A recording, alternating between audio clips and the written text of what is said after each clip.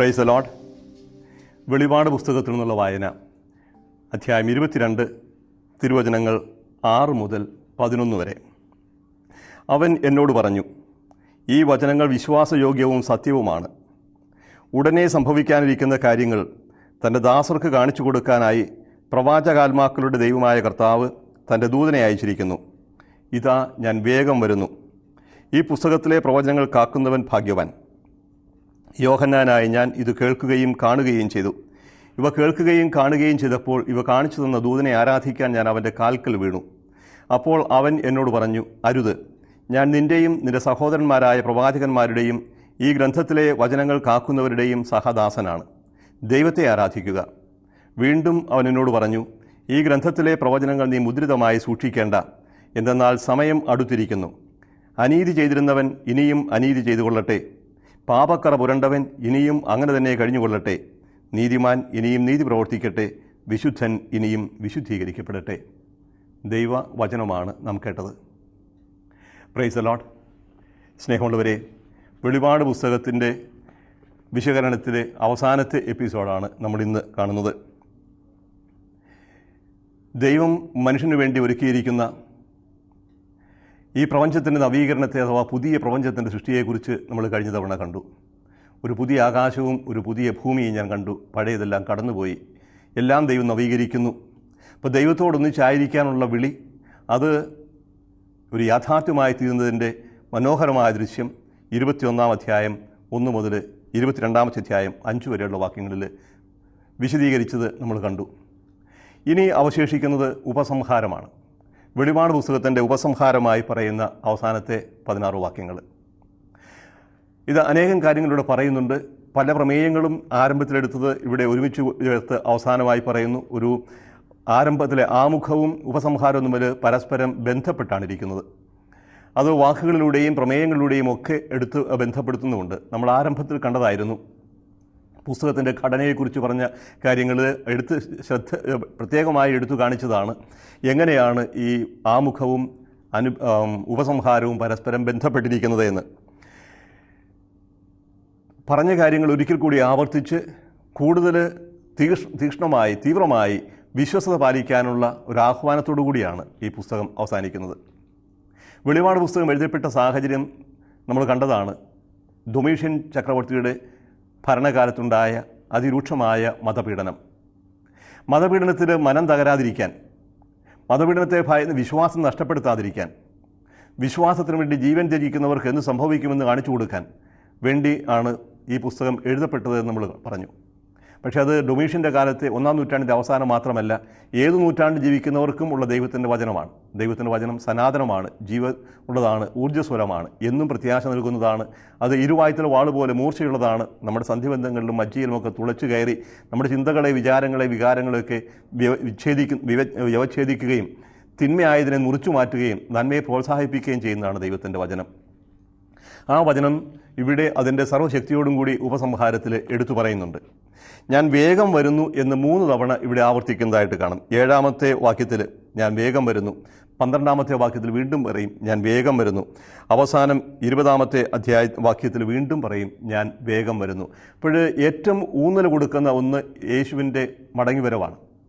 അത് പ്രത്യേകിച്ചും 1-ാം നൂറ്റാണ്ടിൻ്റെ അവസാനമൊക്കെ ആയപ്പോഴേക്കും യേശു മടങ്ങി വരുമെന്നുള്ള പ്രതീക്ഷയ്ക്കും മങ്ങലേറ്റു. ഇനി എന്നാണ് വരിക എന്നറിയില്ല.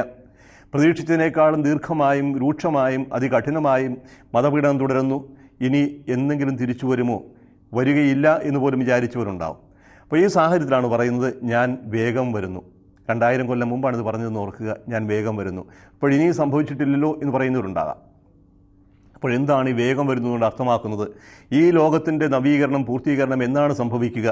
അതിനെ കൃത്യമായി കണക്ക് കൂട്ടാനുള്ള യാതൊരു മാർഗവും വെളിപാട് പുസ്തകം നമുക്ക് തരുന്നില്ല. വെളിപാട് പുസ്തകമല്ല ഒരു പുസ്തകവും നമുക്ക് തരുന്നില്ല.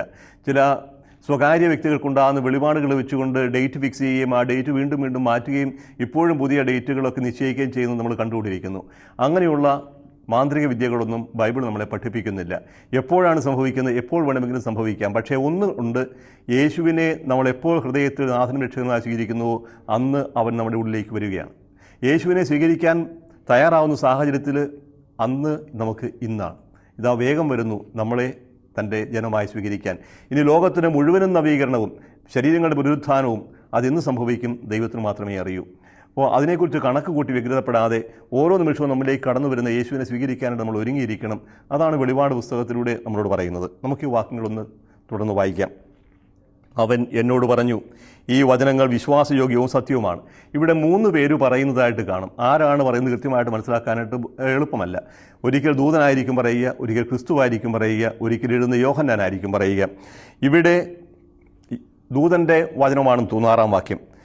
ഈ വചനങ്ങൾ വിശ്വാസയോഗ്യവും സത്യവുമാണ്. ഉടനെ സംഭവിക്കാനിരിക്കുന്ന കാര്യങ്ങൾ തന്റെ ദാസർക്ക് കാണിച്ചു കൊടുക്കാൻ പ്രവാചക ആത്മാക്കളുടെ ദൈവമായ കർത്താവ് തന്റെ ദൂതനെ അയച്ചിരിക്കുന്നു.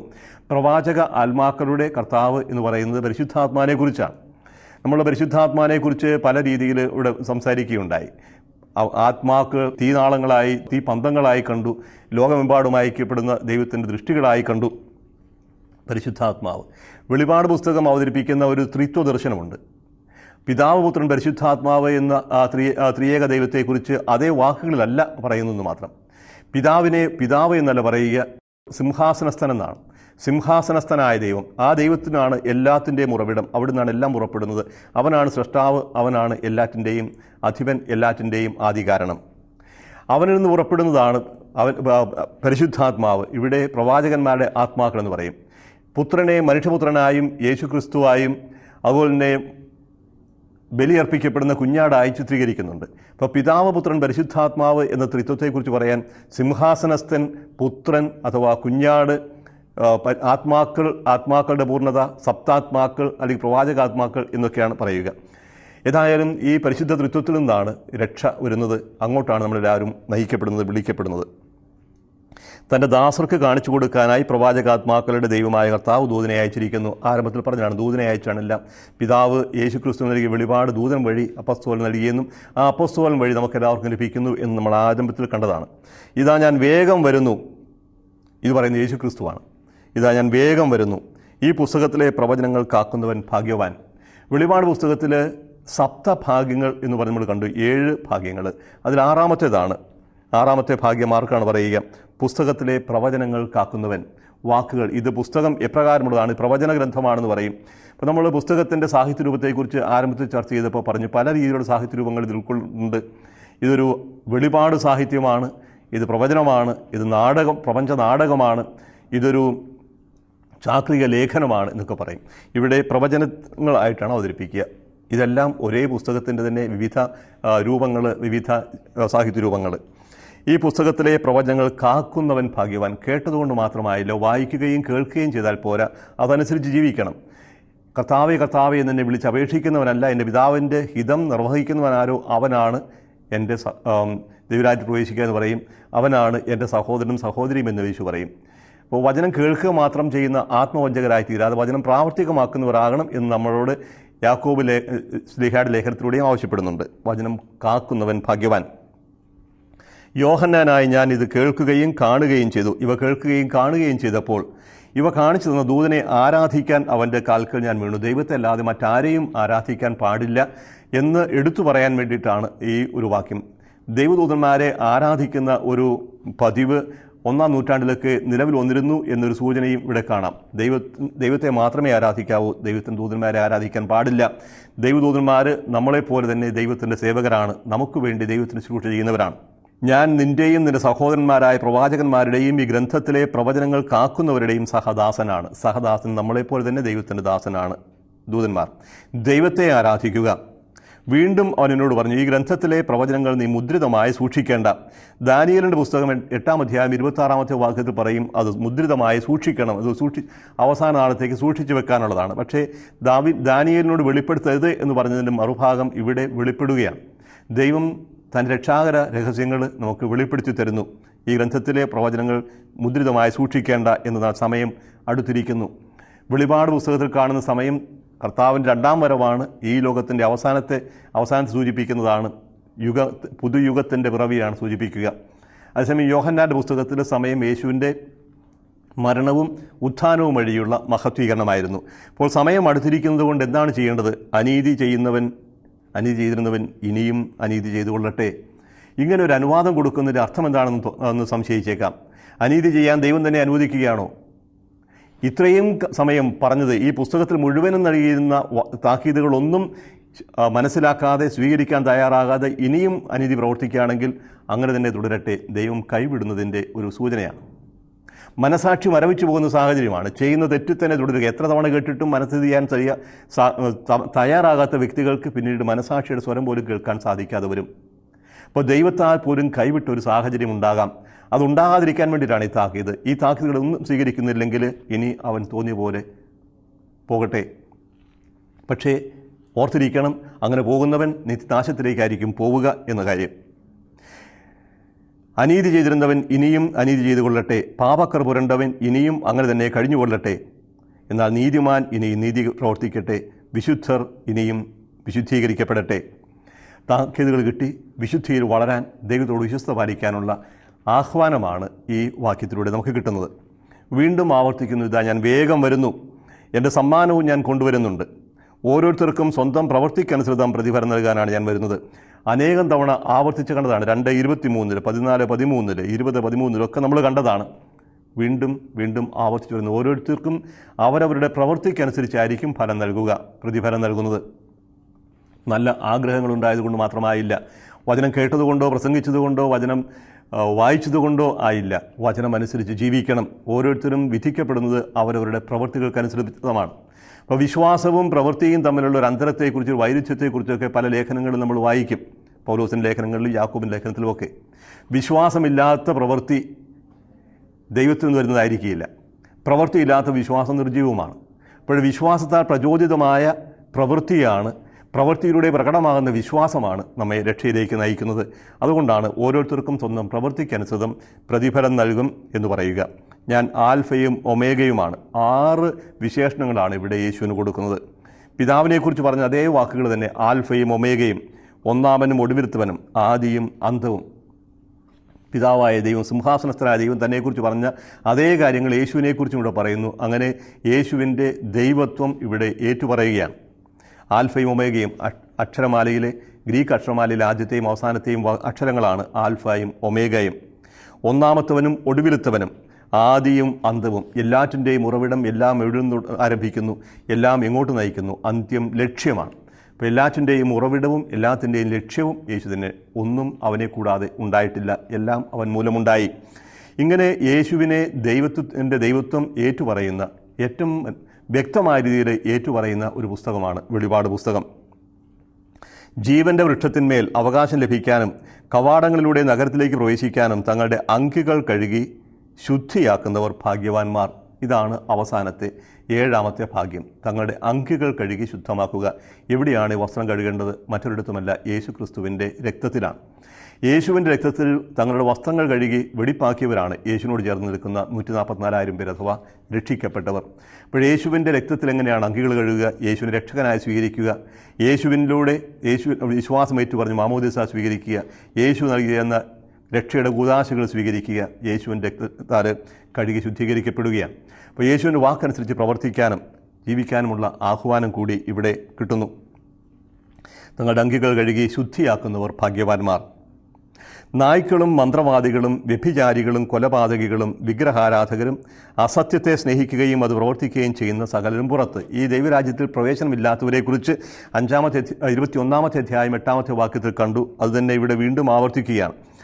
ആ നായ്ക്കൾ എന്ന ഒരു പ്രമേയം ഇവിടെ അവതരിപ്പിക്കുന്നുണ്ട്. ആരാണ് ഈ നായ്ക്കൾ? 2 കാര്യങ്ങളാണ് ഇതിന് ശ്രദ്ധേയമായിട്ടുള്ളത്. ഒന്ന്, ഇസ്രായേൽക്കാർ വിജാതീയരെ വിശേഷിപ്പിക്കാൻ ഉപയോഗിച്ചിരുന്നൊരു പദമാണ് നായ്ക്കൾ. കാരണം ഇസ്രായേൽക്കാർ അശുദ്ധമായി കരുതിയിരുന്ന പലതും, പന്നി മാംസം പോലെയുള്ള വസ്തുക്കൾ ഭക്ഷിക്കുന്നത് നായയെ പോലെയാണത്രേ. നായ്ക്ക് നന്മതിന്മ വിവേചനമില്ലാത്തവരെ കിട്ടുന്നതൊക്കെ ഭക്ഷിക്കുന്നത് പോലെ കിട്ടുന്നതൊക്കെ തിന്നുന്നവരെ അശുദ്ധരായി കരുതിയിരുന്നു. ഇസ്രായേൽക്കാരുടെ നിയമാനുസൃതമുള്ള ഭക്ഷണം അല്ലാതെ നിഷിദ്ധമായ ഭക്ഷണവും കഴിക്കുന്നതിനാൽ അവരെ അശുദ്ധരായി കരുതി. അങ്ങനെ നായ്ക്കൾ എന്നൊരു വിശേഷണം യഹൂദരുടെ ഇടയിൽ യേശുവിൻ്റെ കാലത്ത് നിലവിലുണ്ടായിരുന്നു. ഇത് ഒന്നാവാം.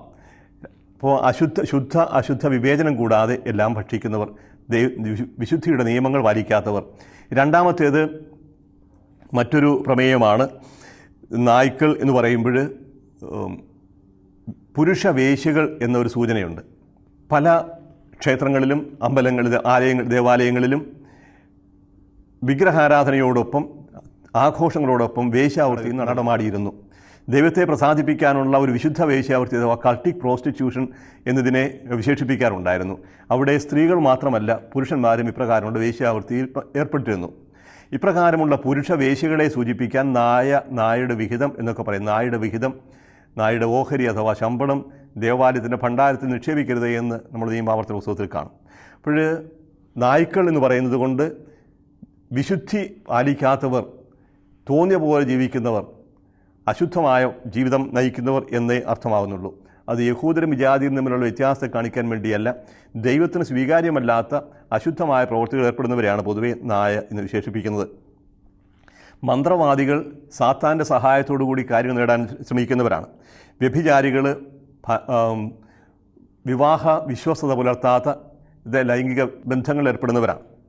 കൊലപാതകികളും വിഗ്രഹാരാധകരും അസത്യത്തെ സ്നേഹിക്കുകയും അത് പ്രവർത്തിക്കുകയും ചെയ്യുന്ന സകലരും പുറത്ത്. യേശുവായ ഞാൻ സഭകളെക്കുറിച്ച് നിങ്ങൾക്ക് സാക്ഷ്യപ്പെടുത്തുന്നതിന് വേണ്ടി എൻ്റെ ദൂതനെ അയച്ചു. വീണ്ടും ആരംഭത്തിലേക്ക് സൂചിപ്പിക്കുകയാണ്. ആരംഭത്തിൽ യേശു തൻ്റെ ദൂതനെ അയച്ച് വെളിപ്പെടുത്തി എന്ന് പറയുന്നു. ഞാൻ ദാവീദിൻ്റെ വേരും സന്തതിയുമാണ്, പ്രഭാപൂർണനായ പ്രഭാത നക്ഷത്രം. യേശു പുലരി നക്ഷത്രമായിട്ട് ഇവിടെ സ്വയം അവതരിപ്പിക്കുന്നു. പ്രഭാത നക്ഷത്രം എന്ന് പറയുമ്പോൾ രാത്രി അവസാനിക്കാറായി പ്രകാശം വരുന്നു എന്ന് സൂചിപ്പിക്കുന്നതാണ്.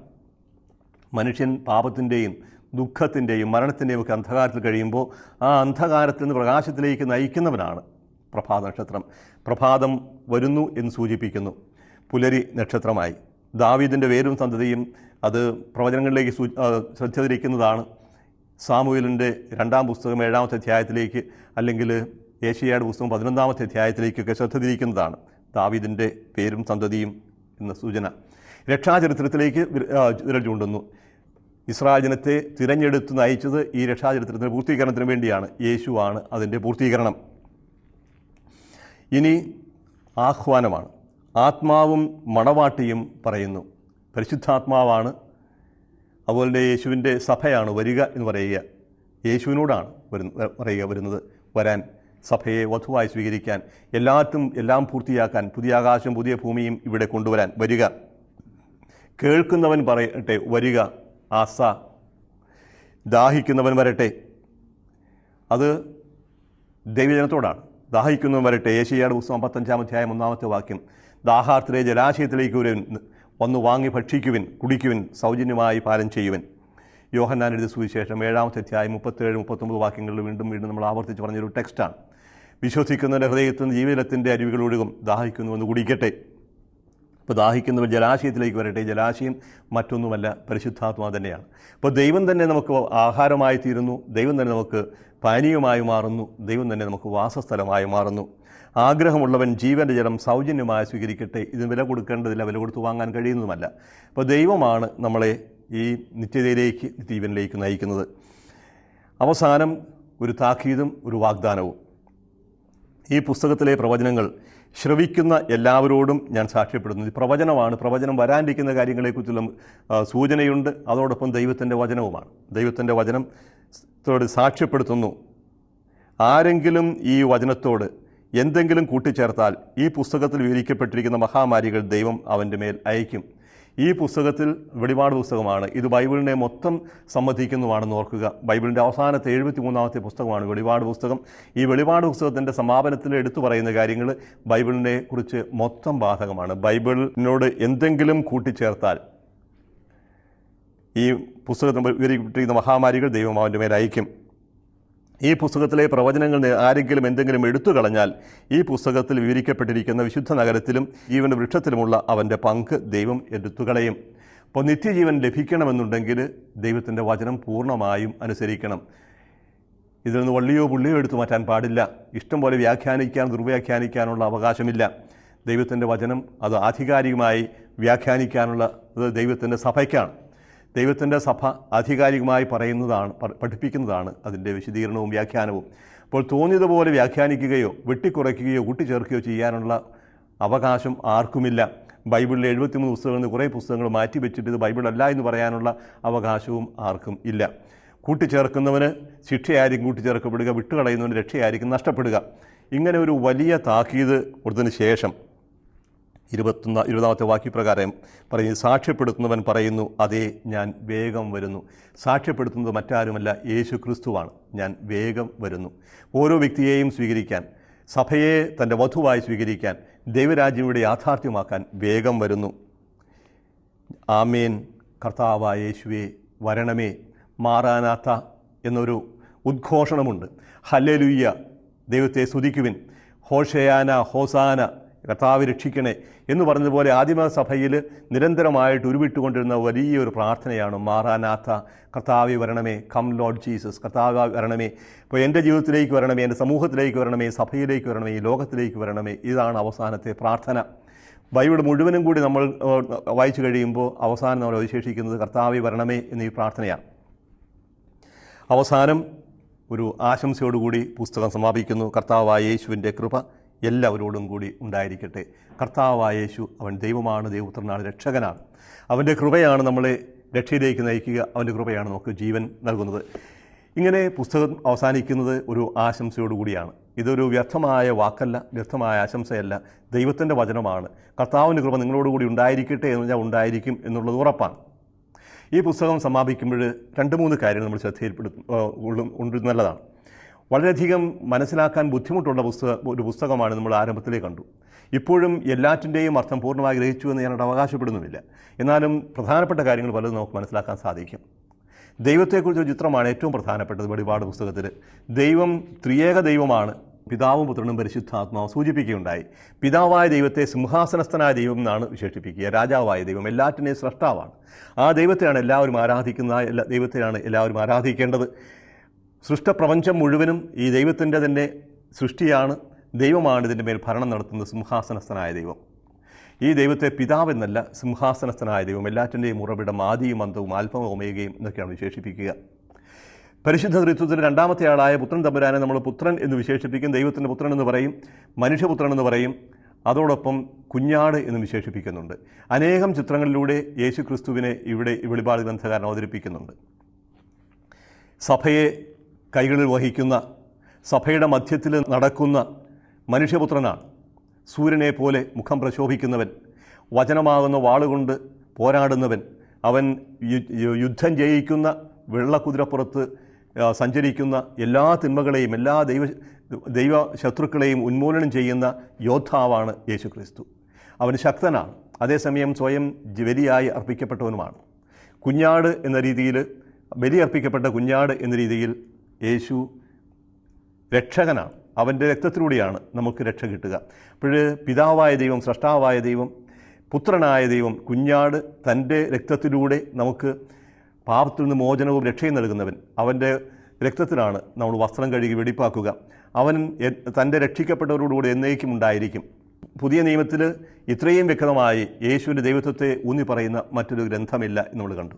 പരിശുദ്ധാത്മാവിനെക്കുറിച്ച് പറയുന്ന ആത്മാവിൻ്റെ പൂർണ്ണതയാണ്. അവൻ സപ്താത്മാക്കളെന്ന് പറയും, പ്രവാചകാത്മാക്കളെന്ന് പറയും. പരിശുദ്ധാത്മാവിനെ സൂചിപ്പിക്കാൻ ജീവൻ്റെ ജലമെന്നും നദിയെന്നും ഉറവയെന്നും ഒക്കെ വിശേഷിപ്പിക്കുന്നുണ്ട്. അപ്പോൾ പരിശുദ്ധ തൃത്വത്തെക്കുറിച്ചുള്ളൊരു ചിത്രം തികച്ചും വ്യത്യസ്തമായ രീതിയിലാണ് ഇവിടെ അവതരിപ്പിക്കുന്നതെങ്കിലും സഭയിൽ പിന്നീട് വളർന്ന് വികസിച്ച് വ്യക്തതയാർജിച്ച ആ ത്രിയേക ദൈവത്തിൻ്റെ രഹസ്യം വെളിപാട് പുസ്തകത്തിൽ വളരെയധികം വ്യക്തമായി എടുത്തു പറയുന്നുണ്ട്. ചരിത്രത്തെ സംബന്ധിച്ചുള്ള കാഴ്ചപ്പാടാണ് മറ്റൊന്ന് പ്രത്യേകമായിട്ട് ഓർത്തിരിക്കേണ്ടത്. ലോക ചരിത്രത്തെ തന്നെ ഒരു സംഘട്ടനമായിട്ടാണ് ഈ ഗ്രന്ഥകാരൻ അവതരിപ്പിക്കുന്നത് കാണുന്നത്. നന്മയും തിന്മയും തമ്മിലുള്ള സംഘട്ടനം, ദൈവവും സാത്താനും തമ്മിലുള്ള സംഘട്ടനം. ഒരു ഭാഗത്ത് സ്രഷ്ടാവായ ദൈവം, ആ ദൈവപുത്രനായ യേശു ക്രിസ്തു തിന്മയുടെ മേൽ വിജയം വരിക്കുന്ന, തൻ്റെ മരണത്തിലൂടെ പാപത്തിൻ്റെയും തിന്മയുടെയും മേൽ വിജയം വരിക്കുന്ന കുഞ്ഞാടായി അവതരിക്കുന്ന യേശു, മനുഷ്യപുത്രനായ യേശു, യോദ്ധാവായ യേശു. ഈ യോദ്ധാവായ കുഞ്ഞാടായ യേശുവിനോട് ചേർന്ന് നിൽക്കുന്ന കുഞ്ഞാടിൻ്റെ വധുവായി ചിത്രീകരിക്കപ്പെടുന്ന സഭ, ദൈവജനം, വിശ്വസ്തമായ ദൈവജനം. ഒരു ഭാഗത്ത് ദൈവം, കുഞ്ഞാട്, സഭ. മറുഭാഗത്ത് ദൈവത്തിന് വിരുദ്ധമായി നിൽക്കുന്ന, ദൈവമാകാൻ സ്വയം ശ്രമിച്ച് പരാജയപ്പെടുന്ന സാത്താനെന്ന്, പുരാതന സർപ്പമെന്ന് ഒക്കെ വിശേഷിപ്പിക്കുന്ന തിന്മയുടെ ശക്തി. ഈ തിന്മയുടെ ശക്തിയോട് ചേർന്ന് നിൽക്കുന്ന രാഷ്ട്രീയ ശക്തികളുണ്ട്. അതിനെ മൃഗമെന്നാണ് വിശേഷിപ്പിക്കുക. കടലിൽ നിന്ന് കയറി വരുന്ന മൃഗം, കരയിൽ നിന്ന് കയറി വരുന്ന മൃഗം. ആ മൃഗത്തെ വ്യാജപ്രവാചകൻ എന്ന് വിശേഷിപ്പിക്കും. കാരണം തിന്മയും നുണയും പ്രചരിപ്പിച്ചുകൊണ്ട് കൊലപാതകയായി തീർന്നിരിക്കുന്ന, നാശത്തിലേക്ക്, തിന്മയിലേക്ക് ലോകത്തെ മുഴുവനും നയിക്കുന്ന മഹാവേശിയായി ചിത്രീകരിക്കപ്പെടുന്ന ദൈവജനത്തിൻ്റെ ശത്രുവായ രാഷ്ട്രീയ ശക്തികൾ. ഇപ്പോൾ 2 സ്ത്രീകൾ പ്രത്യക്ഷപ്പെടും. ഒന്ന് കർത്താവിൻ്റെ മണവാട്ടിയായ ഗർഭിണിയായ മാതാവായ സഭ, മറുഭാഗത്ത് മഹാവേശ്യ, വിശുദ്ധരുടെ രക്തം കുടിച്ച് ഉന്മത്തയായ മൃഗത്തിൻ്റെ മേൽ ഉപവിഷ്ടയായിരിക്കുന്ന മഹാവേശ്യ. ഈ 2 കൂട്ടരും തമ്മിലുള്ള സംഘട്ടനമാണ് ചരിത്രം. നന്മയും തിന്മയും തമ്മിലുള്ള സംഘട്ടനത്തിൽ തിന്മയാണ് പലപ്പോഴും ഏറ്റവും ശക്തമായി പ്രകടമാവുക. നന്മ അത്ര തന്നെ ശക്തമല്ല എന്ന് തോന്നും. പക്ഷേ ആത്യന്തികമായ വിജയം നന്മയുടേതായിരിക്കും. അങ്ങനെ പുതിയ ആകാശവും പുതിയ ഭൂമിയും സംജാതമാകും. ഇതാണ് പ്രതീക്ഷ. പുതിയ ആകാശവും പുതിയ ഭൂമിയും സംജാതമാകുമ്പോൾ അവിടെ ഒരു നിത്യമായ ആരാധനയുണ്ടാകും. നിത്യജീവിതത്തെ, സ്വർഗ്ഗഭാഗ്യത്തെ ഒരു സ്വർഗീയ ആരാധനയായിട്ടാണ് കാണുക. പിതാവായ ദൈവത്തെയും പുത്രനായ ദൈവത്തെയും പരിശുദ്ധാത്മാവിനെയും രക്ഷിക്കപ്പെട്ട ദൈവജനം ഒരുമിച്ച് ആരാധിക്കുന്ന, സന്തോഷത്തോടെ സ്തുതിച്ച് ആരാധിക്കുന്ന ആ ഒരു ചിത്രമാണ് വെളിപാട് പുസ്തകം നമ്മുടെ മുമ്പിൽ അവതരിപ്പിക്കുന്നത്. അവിടെ ദൈവമായിരിക്കും നമ്മുടെ ഭവനം, ദൈവമായിരിക്കും നമ്മുടെ ഭക്ഷണം, ദൈവമായിരിക്കും നമ്മുടെ പ്രകാശം. ആ പ്രകാശത്തിൽ സഞ്ചരിക്കുക, ആ ഭക്ഷണം സ്വീകരിച്ച് എന്നേക്കും ജീവിക്കുക, ആ ദൈവത്തിന് മഹത്വം ദർശിച്ച് എന്നേക്കും അവിടുത്തെ സന്നിധിയിൽ സന്തോഷമായി അവിടുത്തെ സ്തുതിക്കുക. ഈ ഒരു ഭാഗ്യത്തിലേക്കാണ് നമ്മൾ വിളിക്കപ്പെട്ടിരിക്കുന്നത്. അതിനാണ് കർത്താവിന് നന്ദി പറയാം. കാരുണ്യവാനും സ്നേഹനിധിയുമായ ദൈവമേ, വെളിപാട് പുസ്തകത്തിലൂടെ അവിടുന്ന് ഞങ്ങളുടെ മുമ്പിൽ എടുത്തു കാണിക്കുന്ന ഈ മനോഹരമായ ദൃശ്യത്തിൽ അങ്ങേക്ക് നന്ദി പറയുന്നു. അതോടൊപ്പം ഉറച്ചൊരു തീരുമാനമെടുക്കാൻ അവിടുന്ന് ഞങ്ങളോട് ആവശ്യപ്പെടുന്നുണ്ടല്ലോ. ഒന്നുകിൽ അങ്ങയോട് ചേർന്ന് നിന്ന് ഈ ഭൂമിയിലെ ക്ലേശങ്ങൾ, ദുഃഖങ്ങൾ, ദുരിതങ്ങൾ, പീഡനങ്ങൾ സഹിക്കുക, ജീവൻ പോലും നഷ്ടപ്പെടുത്താൻ തയ്യാറാവുക, അങ്ങനെ അങ്ങയോടൊന്ന് ചെന്നേക്കും ജീവിക്കുക. അല്ലെങ്കിൽ ലൗകിക വസ്തുക്കൾക്ക് വേണ്ടി നിത്യജീവൻ നഷ്ടപ്പെടുത്തുക. കർത്താവെ, നിത്യജീവൻ നഷ്ടപ്പെടുന്ന ഒരു സാഹചര്യത്തിലേക്ക് അവിടുന്ന് ഞങ്ങളെ നയിക്കാതിരിക്കണമേ. അങ്ങയോടൊന്നിച്ച് എന്നും ജീവിക്കാൻ, അങ്ങയോട് കൂടെ ആയിരിക്കാൻ, അങ്ങയെ ദർശിക്കാനുള്ള ഭാഗ്യം ഞങ്ങൾക്കെല്ലാവർക്കും നൽകണമേ. നിത്യം പിതാവും പുത്രനും പരിശുദ്ധാത്മാവുമായ സർവേശ്വര. ആമേൻ.